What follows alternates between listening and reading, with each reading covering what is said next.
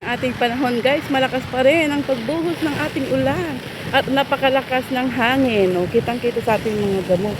Sobrang lakas ng hangin guys. So lahat guys ng ating mga lugar bahana. So mag-ingat lahat guys. Mag-ingat talaga tayo. Sobrang lakas ng ulan ngayon at hindi pa rin siya humihinto. Ayan. So sa lahat ng mga may mga trabaho na kahit na umuulan, magdala po tayo lagi ng payong or kaputik para hindi po tayo mababasa. Ayan lang guys. Dito sa aming lugar guys, wala naman pong baha, kaya thank you. At sa lahat po ng may mga baha, mag-ingat po kayo guys. Mag-ingat talaga. Oo, sobrang ingat talaga tayo ngayon.